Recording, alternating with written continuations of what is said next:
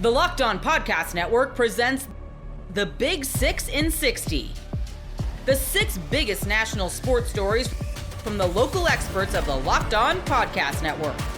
Get the real story, why it matters, what's next, who wins the big game, and more, all in 60 minutes. The Big 6 in 60 starts now with the biggest story in sports.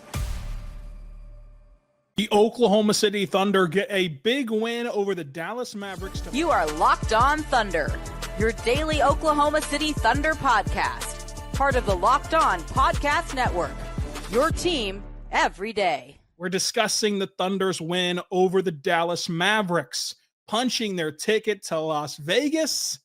SGA dominates this game. Luka really struggled. And Isaiah Hartenstein proved to be a massive addition for a Thunder team that still hasn't seen itself full just yet.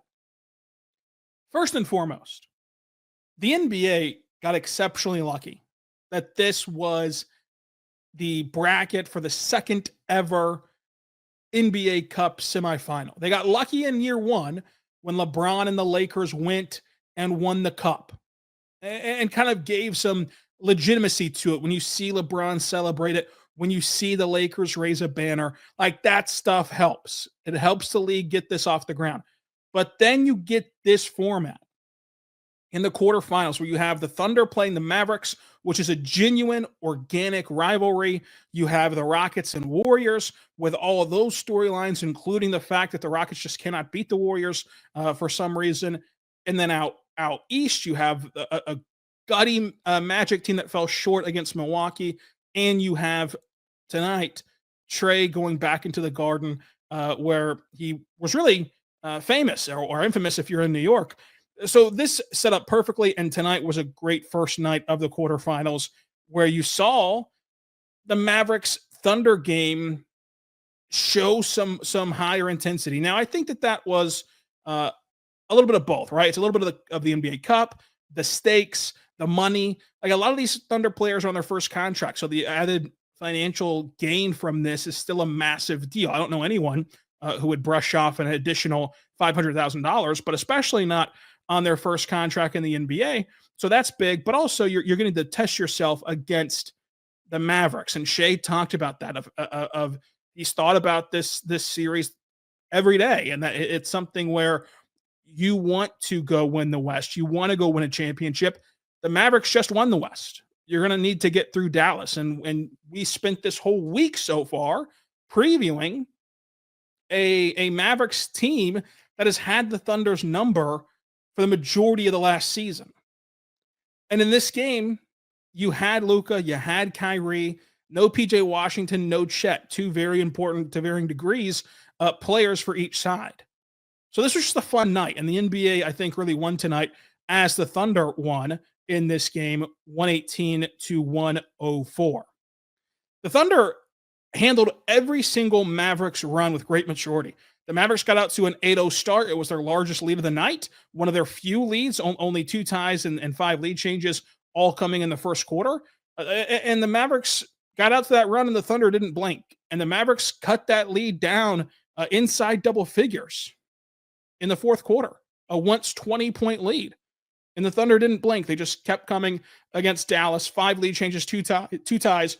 The Thunder won the rebounding battle 52-44, which is super impressive whenever you factor in the makeup of each team, where the Mavericks always had a center on the floor. The Thunder did not, but it was in large part due to Kenrich Williams, who we're going to talk about, who had a great night. The Thunder forced Dallas into 18 turnovers. OKC only commits 13 of their own. The Mavericks shot 47% from the floor, 41% from three, 68% from the free throw line. OKC shot 45, 40, and 85. The biggest difference in this game was the defense. The Thunder made the Mavericks work for everything. And I think the Thunder executed their playoff game plan and got a win. And I know it was frustrating for Thunder fans in the playoffs where you lose in 6 games. The point differential was 0 in that series, and it was a hard-fought battle. But strategically, the Thunder did everything it did in the playoffs to an nth degree in this one, where it was high ball pressure for Luka. You're double teaming him every single time down the floor. You're blitzing him off screens. And yes, you were susceptible. A large part of that 8-0 run, guess what it was? It was picking up Luka really high. Luka makes a great read, either with a phenomenal jaw-dropping skip pass to the corner or dumping it to Lively. Lively then makes a good processing decision in the short roll, and the Mavericks could create advantages that way. And that's what happened for the majority of the night. Now, here's where it was different than the playoffs. The Mavericks didn't get some magical game from PJ Washington, and PJ would have made a massive difference in this game with how the Thunder were guarding Luka. But Luka labors his way to 16 points. He was stuck on 2 points for the majority of this contest. But 16 points, 11 boards, 5 assists, 4 steals, and 6 turnovers is the worst game Luka's ever played. Kyrie had a ho-hum night by his standards. The only player who you can look at and say, man, he was playing way above his skis would be Najee Marshall, who had 19 off the bench. But even Najee, it was just all repeatable stuff. But I think that's where you get to the crux of the issue.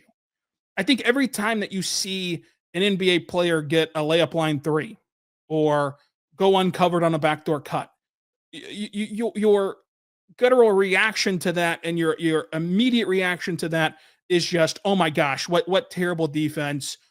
What are the Thunder doing? Right. But in order to cut the faucet off of Luka Doncic and in order to have him play 40 minutes where he's a minus 14 and just dreadful offensively, you have to send that added attention. You have to pick him up really high, be physical with him, blitz him off screens, and do what the Thunder did tonight. What the Thunder did better in this game than they did in the postseason was that they flew out to the corners really well. It started, in the first quarter, different verse, same as the first, where the Mavericks quickly got 7 corner threes in the first quarter, and they were generating those looks that they wanted. But Alex Caruso checks in, and he made a difference. Like, this is why you go get Alex Caruso. This is stuff you could not do when you had Josh Giddey. Everybody on the floor can defend. Look at who played and who didn't play, right? Like, Wiggins only played 9 minutes. AJ Mitchell, got 10. And those two guys are not bad defenders. They're just not defenders to the caliber of Kenrich, to Caruso, to Kaysen, to Lou, to J-Dub. Right? Those are who got the lion's share of the workload. Because they were able to be physical, they were able to be athletic. So it was a maximized version of how the Thunder played Dallas in the playoffs. Because in this game, you also had no backup center. And instead of playing Jay Will, who's on the sidelines in street clothes, you got the very best version of Kenrich Williams, who was a plus 17 in his minutes as the center, who was the very best small ball 5 on this Thunder roster, which was a key difference from the playoffs. You have Caruso, a key difference from the playoffs, who is the best defender as a guard that can scale up and contest with bigs down low and make bigger wings struggle. And of course, what he can do, just heads up on a player of his size. So you just got the very best you could from this Thunder defense, and it wasn't always pretty, but it was enough. And that's where, if you're a Thunder fan, you're looking at this series and saying, well, when this gets ran back this summer, which I think it will, I think that you'll see the Mavericks and the Thunder play in the Western Conference Finals. Well, by then, knock on wood, you'll have Chet Holmgren and Hartenstein, and you'll be able to go blow for blow, center for center between Gafford and Lively. And you'll really take control of the series. And if you're a Mavericks fan, you're saying, well, look, it was a competitive game for the majority of this contest. The Thunder had a back-breaking third quarter. And who knows, if PJ Washington could play, a guy that is uniquely designed to hit his open corner threes whenever you see those high processing plays from Luka and Lively in the short roll, and who can take advantage of a smaller matchup, then the Mavericks feel like this could be a lot different. And that's where it goes back to what we said on Monday and Tuesday morning. We won't know anything after this game. I still believe that because these teams will look entirely different. Like I know that PJ Washington in the ecosystem of NBA, like fandom and social media and things like that, is a marginal player. He is a pivotal player for what Dallas does. And it's became a running joke that he has his career nights against Oklahoma City. Go back and look at that November game. He had 3 open shots all night. He was still dominant. He still had a career night because he can exploit those matchups whenever you have to send smaller guys out to after you swarm the paint, after you swarm Luka. There's only so much you can do. And I think that while it was frustrating for fans to hear Mark say this in the postseason, it's 100% right. It's the NBA. To be a team as good as Dallas, to be a team as good as Oklahoma City, you're going to have to surrender something. And what you're hoping to surrender is something that has a chance to fail. No offense to PJ Washington. There's a chance that PJ Washington plays like PJ Washington does in November against, the Spurs and not the PJ Washington that you saw all last postseason. This is a guy who's a career 35% three-point shooter a season this year, which is one of his better years, 36% from three in this season alone. So but you know that if you did not give that attention to Luka, he would be off the charts phenomenal. Because when they did try to play Luka heads up, the Thunder, yes, you're right, they are the most equipped to defend Luka and Kyrie. If you wanted to play a straight 1-5 defense, don't send pressure, don't blitz them, don't hedge on screens, just play ball. Yes, the Thunder have better defenders than most. But look at the possessions Luka got when you did do that. You can think of a couple misses in your head, one over Cason Wallace, where Cason made Luka Doncic work really, really hard. And Luka did miss a shot or two in that stretch. But that's not repeatable. You cannot count on that. You cannot think that that's going to happen through the course of a series. And so that's where you start to list out this pecking order of who do we think won't have a breakout season. And if they do, well, then you tip your cap. And that's what you did last postseason. You tipped your cap to PJ Washington. The Celtics play the Mavericks the exact same way defensively as OKC did. The Celtics won the series in pretty convincing fashion because PJ was not to the elite level that he was in OKC and that he was to date in that postseason. So I think that this was not some aha moment for the Thunder. Like nothing, they didn't do anything different than they did in that really competitive 6-game series. They just now have the tools with Caruso in place of Giddey and the step forward from Cason in his second season to play that strategy in a much more sound way. They also got an MVP level performance from Shea. Like this was a one-of-one type of game from Shea where he was on another planet while Luka had his worst night. And that could probably just summarize the game right there because it is a star-driven league and your star thoroughly and forcefully outplayed Luka Doncic. Get ready to tackle the NFL action with FanDuel, America's #1 sportsbook, because right now new customers can bet $5 and get $150 in bonus bets if you win. The FanDuel Sportsbook app gives you everything you need to place live bets on the NFL all in one place. So when you get a hunch in the middle of the game, you can check out the latest stats, view live play-by-play, and so much more on the same page where you place your bets. Just visit FanDuel.com to join today. You'll get started with $150 in bonus bets if you win your first $5 bet. You're going to want to check out some lines from Monday Night Football. The Bengals favored by 5.5 at Jerry World over the Cowboys. I have to start Cooper Rush in fantasy. The Simpsons broadcast is looking at some high-scoring football and has the total 49.5. That's FanDuel.com. Never waste a hunch. You make every moment more with FanDuel, an official sportsbook partner of the NFL.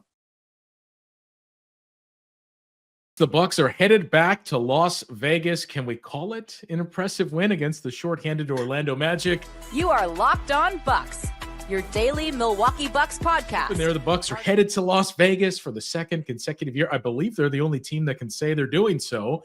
They beat the Orlando Magic, and coming in, I think everybody that may not have known much about the Magic knew, I know their defense is good. I know they got a lot of injuries, so the offense may be in question. So in some ways, you could look at this and say, hey, the defense was okay for the Bucks, but who was really out there for the Magic? I choose to be more optimistic and say, look, the Magic hit tough shots. I think the Bucks transition defense was excellent tonight.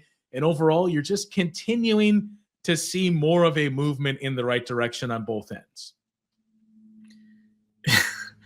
I've been beating the drum of it's just about wins right now, get above 500, and certainly doubly true in the cup where, you win and you're out, right? So, sure, I want to win an NBA Cup. I want to see the Bucks be NBA Cup champions. I want to see Darvin Ham and Taurean Prince continue their undefeated careers in the NBA Cup. That said, I have to say, this game was exhausting. Like the entire game. And a lot of it was because coming in, you knew that no Paolo Banchero, no Franz Wagner. Offensively, obviously, the Magic, over the past year have been a pretty bad offensive team. Even when those guys have been healthy, They have made their living on the defensive end. And realistically, what they had tonight, especially Jalen Suggs hurting his hand then at one point, there's no way they should have had the firepower to, ultimately compete in this game. So it was a frustrating game because on the one hand, the upside, Giannis doing Giannis stuff again, 37 points, 5 blocks. That defense was huge, rim protecting, multiple chase down blocks. Dame Lillard, massive close to the game. He really picked his spots, in the first 40 minutes or so of the game.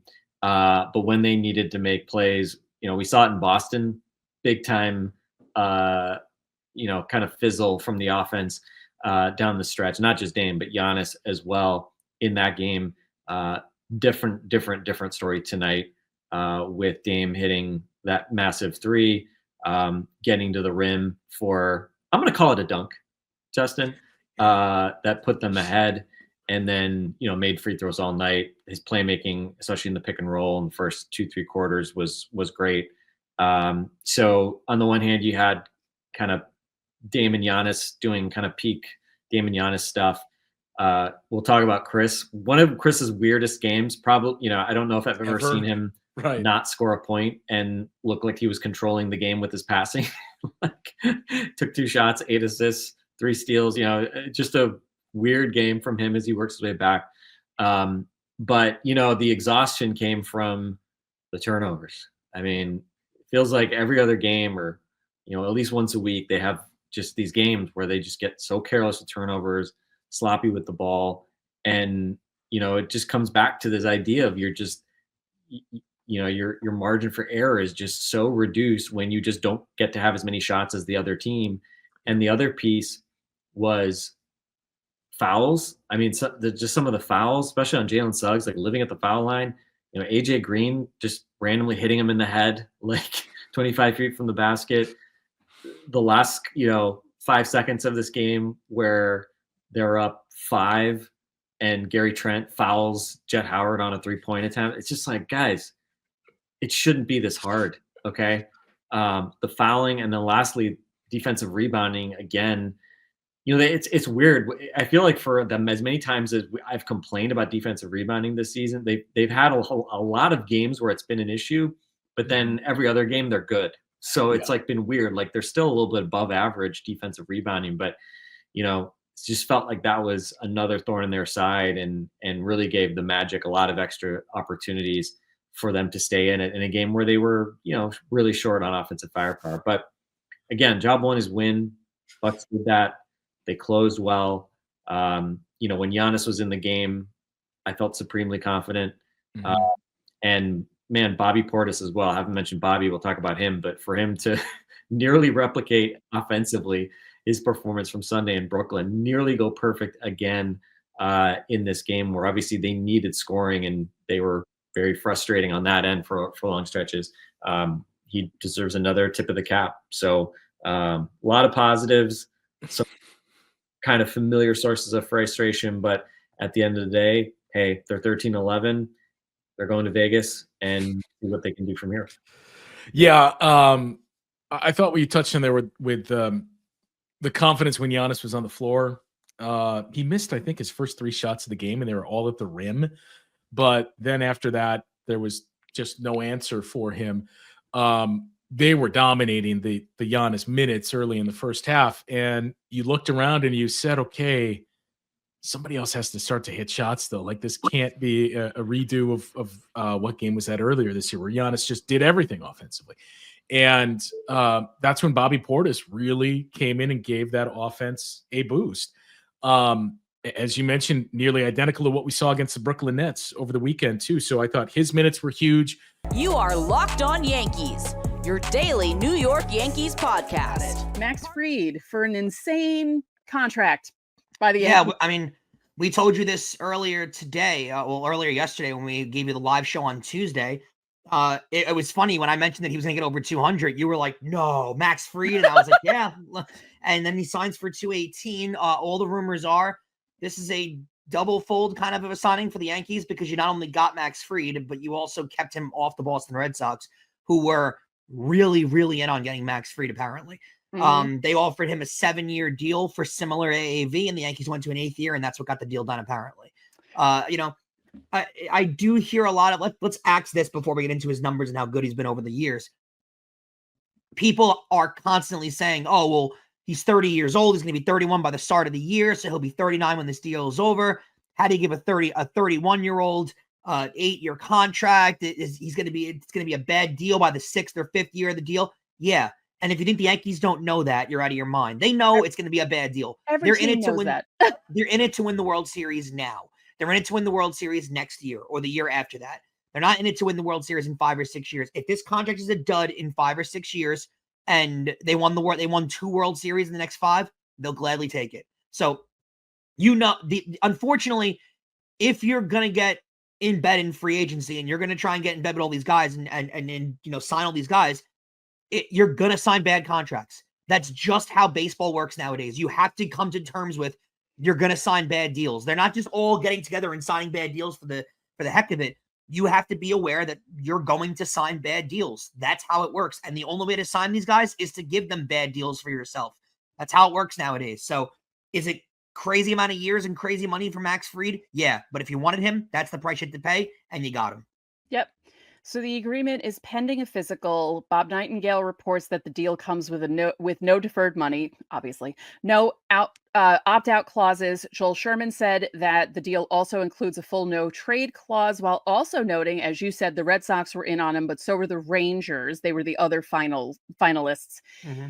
And Fried is a CAA client, not. Yeah, the Rangers pivoted and signed Eovaldi and brought him back to a 3-year, $75 million deal. So a little less than the AAV that Fried got, but it's only 3 years for Eovaldi. So that's another pitcher off the market.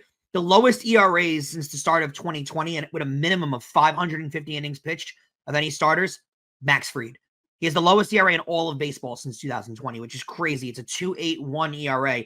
Behind him, just for the reference of the list, Corbin Burns with a 2.88 ERA, so you really couldn't have gotten wrong who you signed.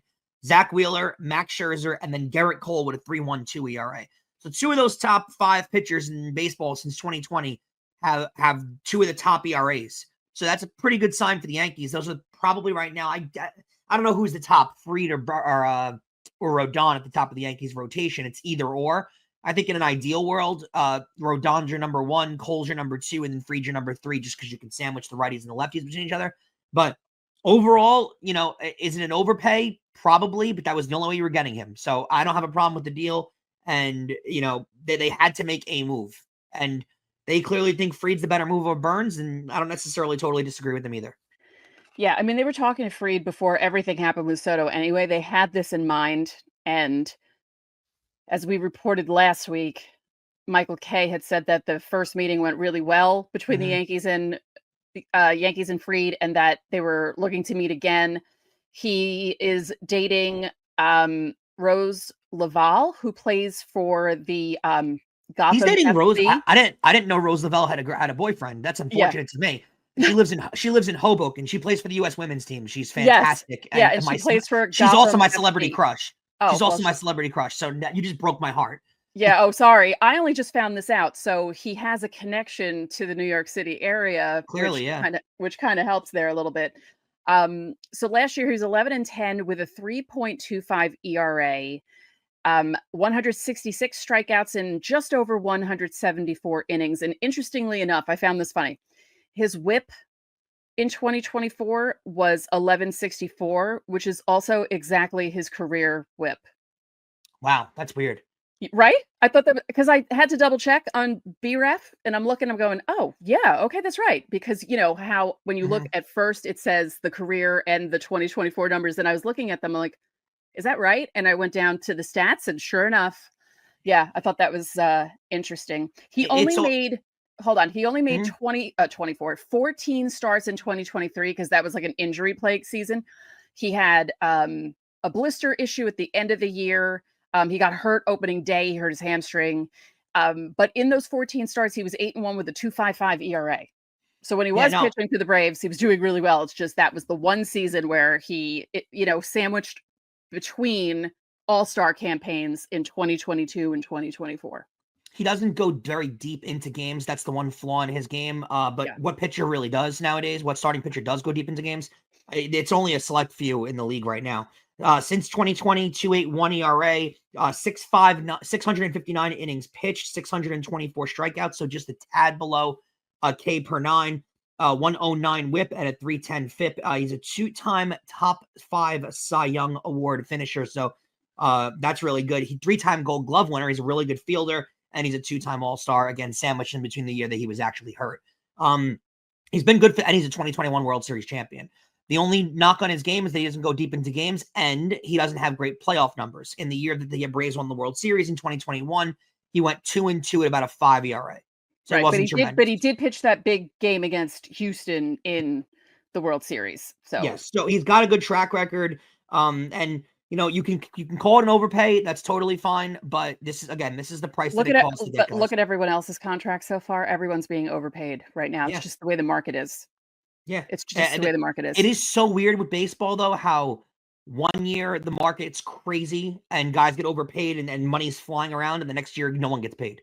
Yeah, it is so weird, and I can't I can't for the life of me comprehend how baseball works nowadays. It's like baseball's going around with one of those money guns and just shooting it and giving it to people. Yeah, you know what I mean. But that's this year, and then next year no one will get their money. Yeah, next year they'll play hardball with all the free agents, and they won't give money to anybody. I don't get it, but yeah.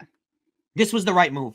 And clearly they chose Fried over Burns. I think this takes them out of the Corbin Burns sweepstakes. They're not going to be spending money on Burns. There's too many other holes to fill. Yeah. I will say this, though, with the Max Fried acquisition, I think this does mean the end of Marcus Stroman. And if you can find a suitor, find someone to take him, even if they have to eat some of the money, I think there's somebody out there that would take on Marcus Stroman. Like eat 10 out of the 18 that Something he's owed. Like that. It's only one more year left on the deal. So they can afford certainly to keep it, to eat it off. There's just no room for him on the rotation now. No, because let's discuss this quickly. So Cole, Rodon, Fried, Heel, Schmidt, Nestor, Stroman. That's basically the starters you have. You could possibly explore a trade involving Nestor. He's arbitration eligible. He made $3.95 million in 2024. Look, was his game 1 performance great? No, but he shouldn't have been pitching in that game. But I think there's more value to Nestor Cortez than there is to Marcus Stroman. But I also think that the Yankees might be able to put Nestor in a deal with maybe a prospect or two and get more in return for someone like Stroman. Well, I think that's what it depends on, too, because if they're actually in the market for a Kyle Tucker, which I don't believe, but if they are in the market for Kyle Tucker or for a top-tier player that they're going to trade, possibly a Garrett Crochet, if that's a possibility, I don't think it's Stroman in the deal, and I don't think it's Nestor in the deal. I think it's Luis Heel. I think he's going to be one of the guys that has to get moved. And if it's for Garrett Crochet, you do it. And yeah. Maybe if it's to a team like Chicago or even Houston, that if part of that deal is trading Stroman and Heel, which they can afford right now, if that's part of the deal, but in return they're eating Stroman's contract which both of those teams can afford to do, I think you have to do it. Yeah. I think Stroman is more the priority. It's $18 million. Nestor probably is going to land somewhere in the $8 to $7.5 million range next year after arbitration, which isn't crazy for a starting pitcher by any means. But $18 million for Marcus Stroman. Listen, Stacey, you get rid of Marcus Stroman and bring in Cody Bellinger, then Cody Bellinger's that's pretty much only counting at $10 million next year. So I mean, there is Stroman's the guy you got to move, I think. Yeah. Gametime has a new feature called Gametime Picks that makes getting tickets for your favorite live events even easier. Gametime Picks filters out the fluff to show you only the incredible deals on great seats, so you don't have to waste time searching through thousands of tickets. Curation makes it easier to save more on sports, concerts, comedy, theater, and more near you. You can take the guesswork out of buying tickets with Gametime. Download the Gametime app, create an account, and use code LOCKEDON for $20 off your first purchase. Terms apply. Again, create an account and redeem code LOCKEDON for $20 off. Download Gametime today. What time is it? Gametime. What Mike Tomlin said about how the Steelers plan to handle more time without George Pickens. You are Locked On Steelers, your daily Pittsburgh Steelers podcast. More information on George Pickens after talking with Mike Tomlin in his Tuesday press conference. And it appears that George Pickens' injury might not just be about the Eagles game, might also be about the Ravens game afterwards. The Steelers taking it week by week, but George Pickens officially labeled as doubtful, most likely out for this upcoming Eagles game. And it appears that Mike Tomlin may be playing it safe with the Steelers. They said that initially it looked like a minor injury on Friday when it happened, and then when they did an MRI afterwards, it turned into it was a lot more significant than what they expected. And so the Steelers had to sit George Pickens in that game, and then they also decided that he's probably going to sit this week. They'll see how he participates in practice. And with the short week, and you got, of course, this week they play the Eagles in Philadelphia, but that's the start of the 11-day stretch where they're going to play 3 games, and because 6 days after that they're playing the Ravens, and then just a few days after that, 5 days after that, they're playing the Chiefs. So there's a lot of short order things that have to happen for George Pickens. And let's face it, the Steelers cannot afford to go into their biggest games of the season without this guy. And you may be sitting here thinking, well, Chris, isn't that the Eagles, Ravens, and Chiefs? Because that's the gauntlet that everyone's been waiting for, the craziest part of the second half of the schedule. And I'd say, well, no, because the Steelers are virtually a lock for the playoffs right now.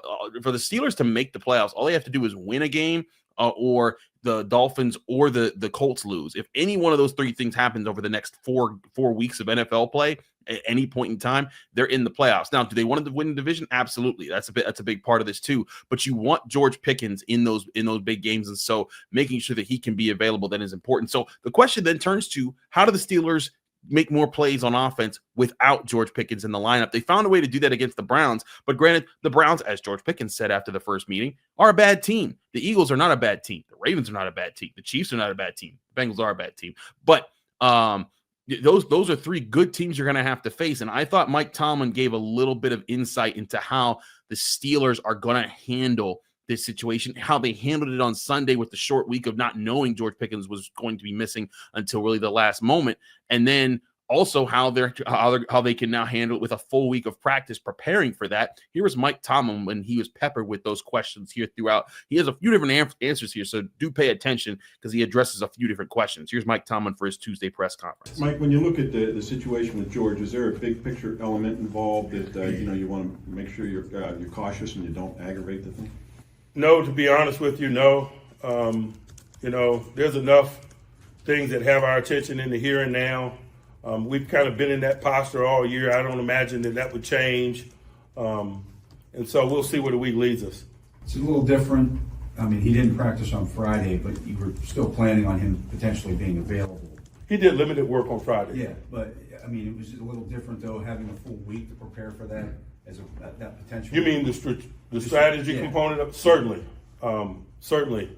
If he's limited, and he probably certainly will be limited at the early portions of the week, it'll give guys an opportunity to get extended in-helmet perspective on their prep if they are to get expanded roles again this week. Certainly. What does it say about some of the professionalism that was there, that those guys were still able to go out even though maybe they hadn't planned, like a Scotty Miller?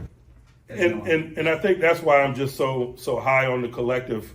Those guys might be new to us, but they're not new to the National Football League. They're pros, man. They behave that way. Whether you're talking about Scotty Miller or Van Jefferson or Ben Skoranek, for that matter, all guys have been in the NFL, man. And I just think you saw, shades of that in their performance and the consistency of their performance last weekend. Mike, in terms of his knowledge of the offense and what you've seen from him in a limited time, can Mike Williams be a guy that could step up for you in that role? No question. I felt like he did. He did last week. As I mentioned last week in this setting, I view it only as a matter of time before his presence gets felt in a more consistent way in stadium. Practice has been like that for a number of weeks, and usually when you see people making plays in practice, it's a precursor to them making plays in stadium. And so George available or not, I expect the overall trajectory of his performance and inclusion in performance to be on the incline. After halftime, did you guys make any adjustments in the passing game to, now that you had 30 minutes under your feet without George, about how to adjust against Cleveland? I don't know that we waited until halftime. Halftime was an opportunity to solidify some of the in-game adjustments that we were working through in the first half. And so there were no real new discussions at half, but we did revisit some in-game discussions that we were having in the first half. So you look at a few different answers there from Mike Tomlin.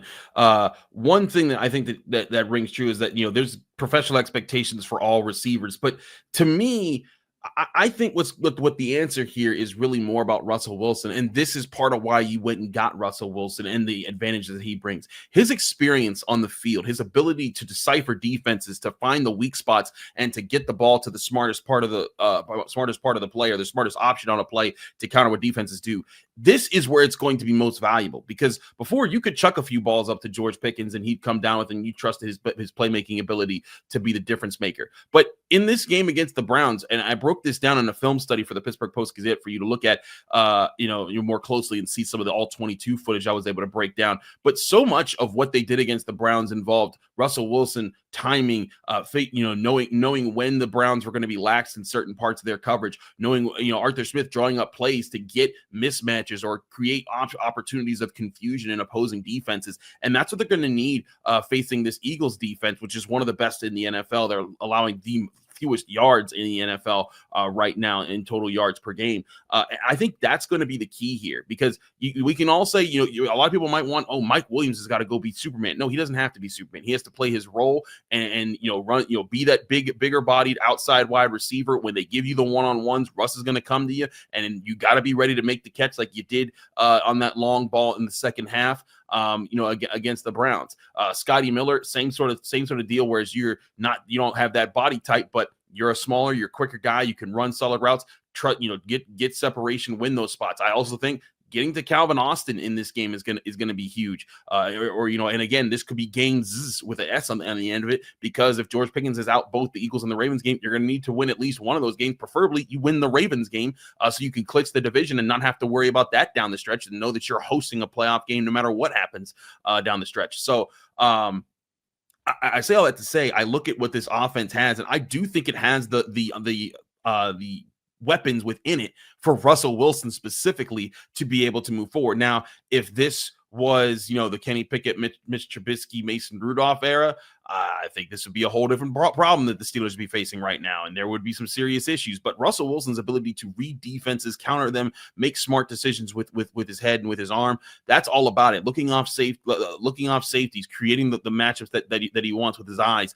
playing to the scheme and managing Arthur Smith's scheme, that's going to be imperative in surviving this period without George Pickens, however long it might be, whether it's just the Eagles game, the Eagles Ravens, or even Eagles Ravens and Chiefs, which is not out of consideration right now from what we're hearing. But again, I think the biggest weapon to overcoming the lack of George Pickens is actually Russell Wilson using all the Steelers' weapons. And again, it's not just the receivers, it's going to be the tight ends, getting Pat Freiermuth involved, getting Darnell Washington involved, Michael Pruitt and Connor Hayward if you have to, Najee Harris and Jalen Warren, and Cordell Patterson fumbled in this game, but getting him the ball in the air could be a big part. The Steelers have been using the screen pass a lot more since Russell Wilson's come in. In fact, I think they're in the top 10 as far as screen yardage in the weeks since week 7 when Russell Wilson took over. So it's going to be about using all of those weapons and doing so to keep defenses off balance. And one thing I thought was really interesting, if you look at the tendencies of Russell Wilson, it is very hard to pick up on when he's going to do certain things. There's certain things he's looking for, like that deep down the sideline back shoulder throw. You look where but it's always in different spots and it's in different areas. So as a corner, you can't prey on it every single time in the same spot. He makes it hard to do. If you look at the passing charts that he had for the Bengals game versus the Browns game, the last two games the Steelers played, you look at where he was throwing the ball for the majority. Yeah, he throws balls down the middle, but against the Bengals, he threw almost exclusively passes. If he was targeting beyond the first down marker, his passes were either exclusively down the middle or down the right sideline. Never down the left. He literally didn't throw a pass beyond 10 yards that went outside the numbers to the left of him, if you look at his passing chart. But on the Browns, it was the complete opposite. He didn't throw a single pass down the right sideline outside the numbers that went past the first down marker in that game, and he threw almost exclusively down the middle or to his left. And I think part of that is the Steelers do have a plan to keep teams off balance, and I think that's one thing Russell Wilson brings is he sticks to that plan. That is what's going to be imperative in this game is Arthur Smith coming up with a good plan. And I know people always love to rag on offensive coordinators, for every year in Pittsburgh. But I do think Arthur Smith is doing a good job with what he has and what the Steelers have been doing. And Russell Wilson has been bringing more and more of that to life with his ability to make good decisions on the football field, give his playmakers chances, and get the Steelers in positions to get scores. Get ready to tackle the NFL action with FanDuel, America's #1 sportsbook, because right now new customers can bet $5 and get $150 in bonus bets if you win. The FanDuel Sportsbook app gives you everything you need to place live bets on the NFL all in one place. So when you get a hunch in the middle of the game, you can check out the latest stats, view live play-by-play, and so much more on the same page where you place your bets.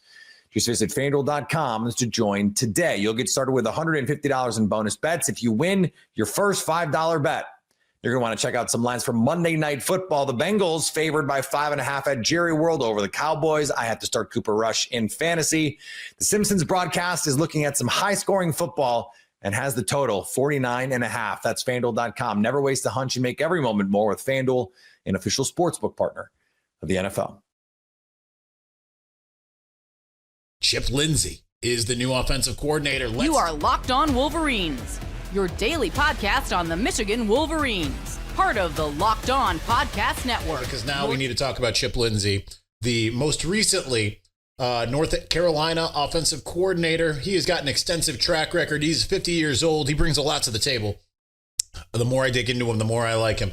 He brings kind of the same type of stuff that I liked from Joe Craddock. Now, credit to Steve Dace, who has been beating the drum over Chip Lindsey the last several days. To me, I know there were people on the message boards that were like, do not want. But if you look into what he has done, I don't see how you could look at it that way. He has had some absolutely prolific offenses. He has a similar philosophy as Joe Craddock in the idea that he wants to fit players to the scheme to the players rather than the players to the scheme. He's had just some really good production. Maybe not the most, not necessarily the most prolific recruiter, but he's a guy that's worked his way up. He started in high school football starting in 1997.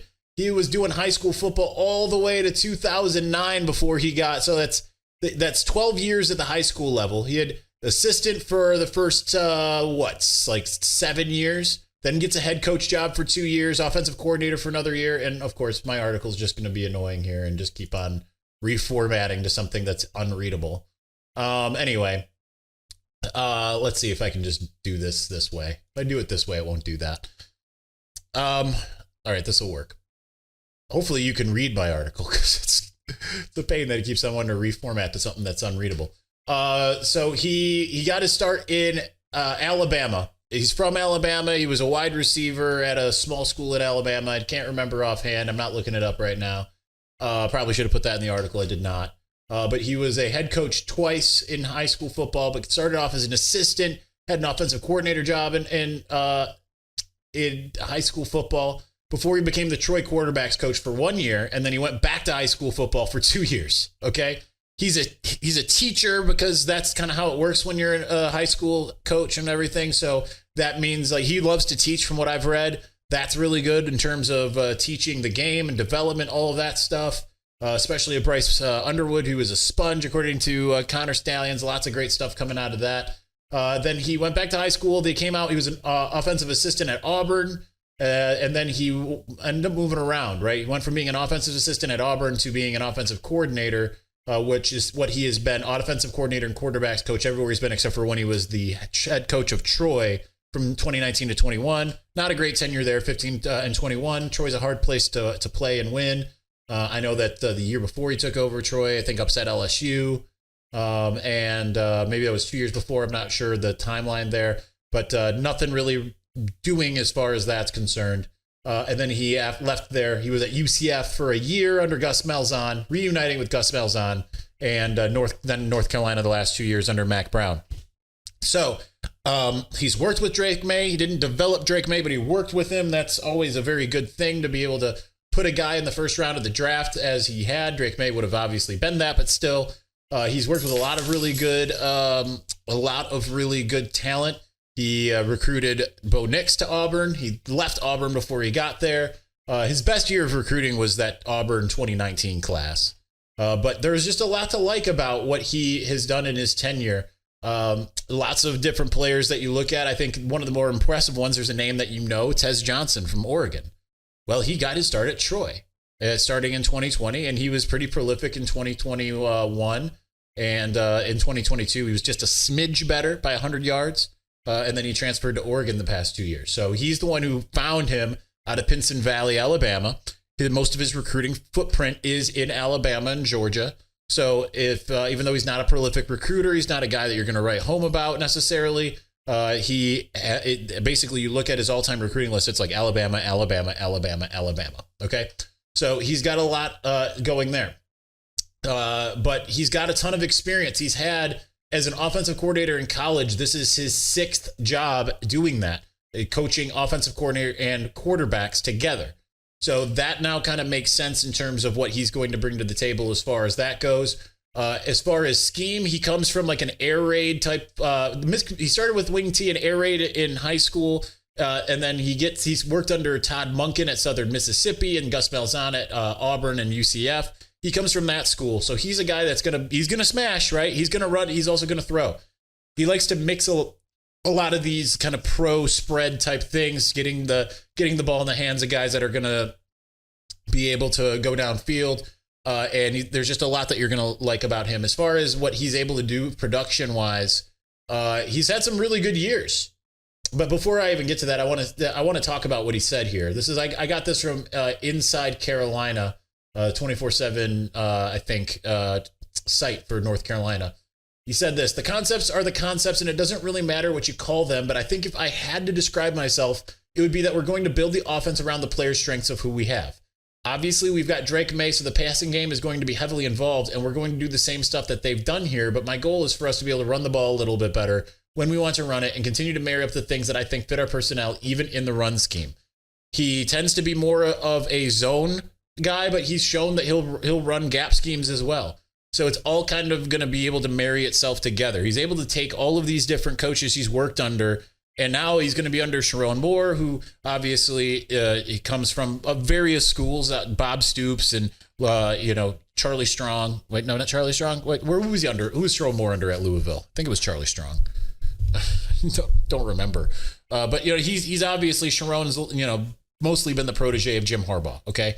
So he's able to kind of, I would imagine you're going to see a marriage of the pro spread, and you're still going to see a lot of running the football, because he's shown that he can run the football very effectively for a guy that's had Drake May, for a guy who's had some pretty good quarterbacks, Jarrett Stidham at Auburn. I think that he's actually going to be in a position where you feel like, okay, maybe you want to pass more than you've done.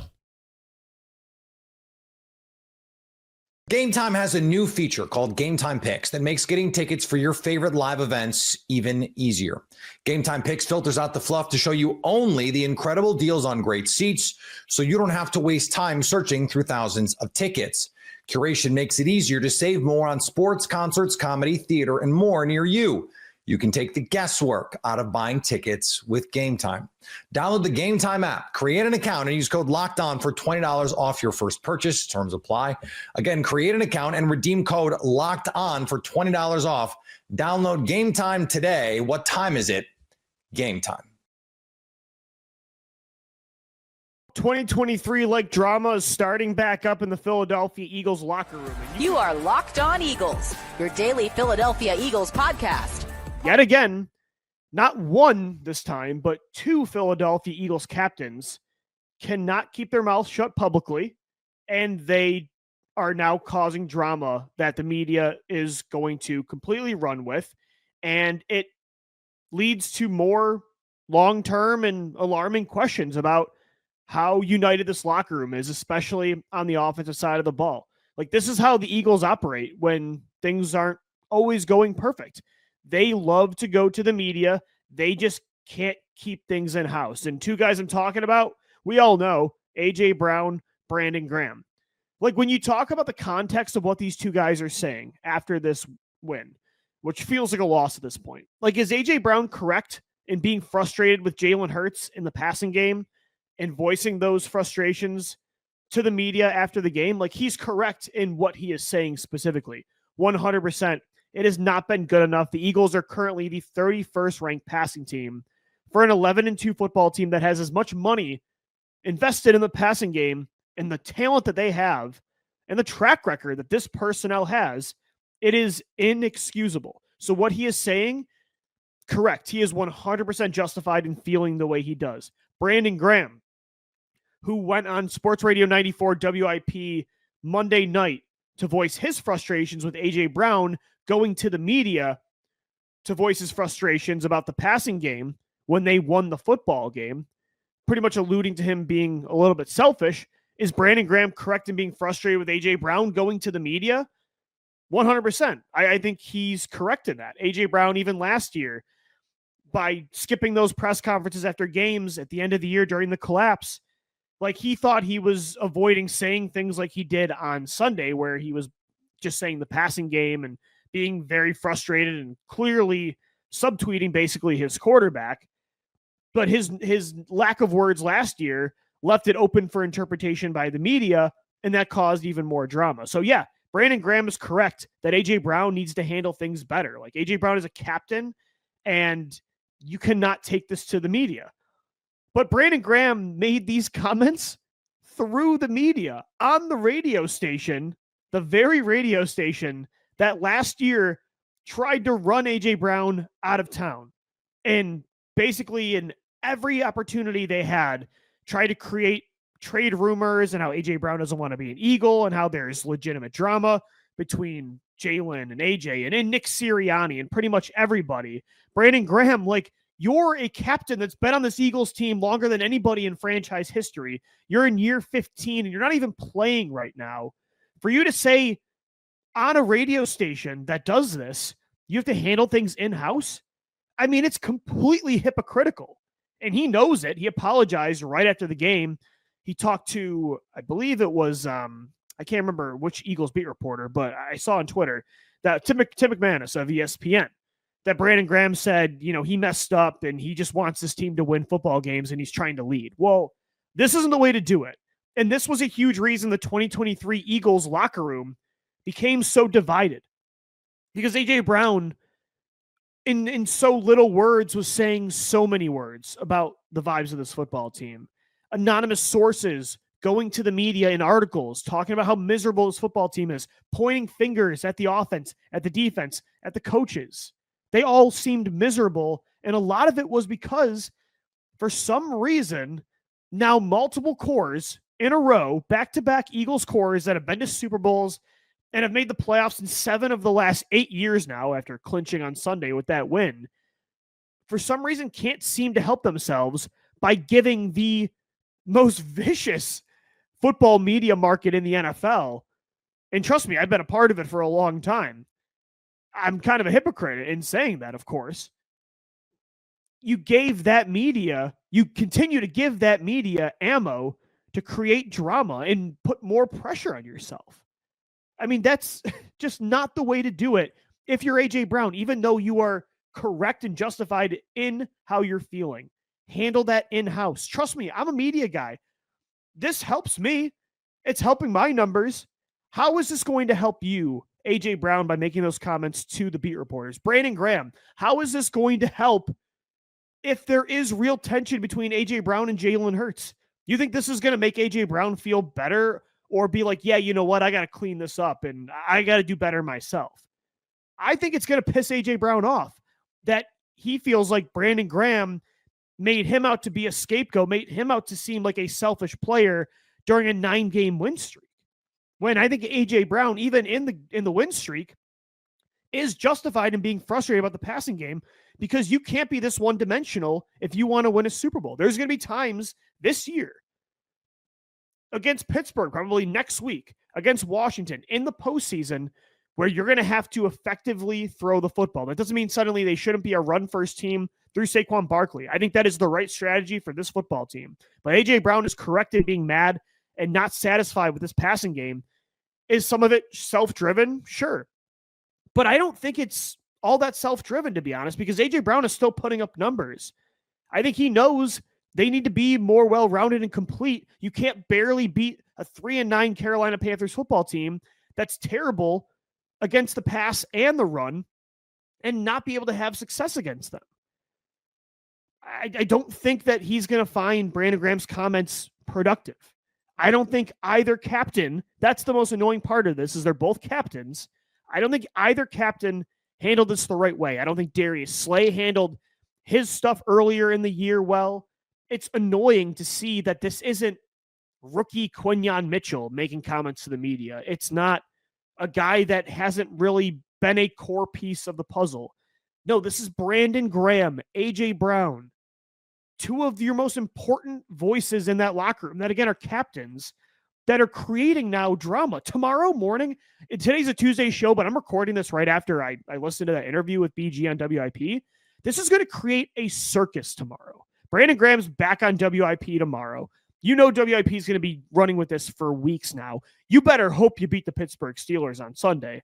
That game suddenly becomes massively, massively more important than it already was in the pursuit of the 1 seed against Detroit.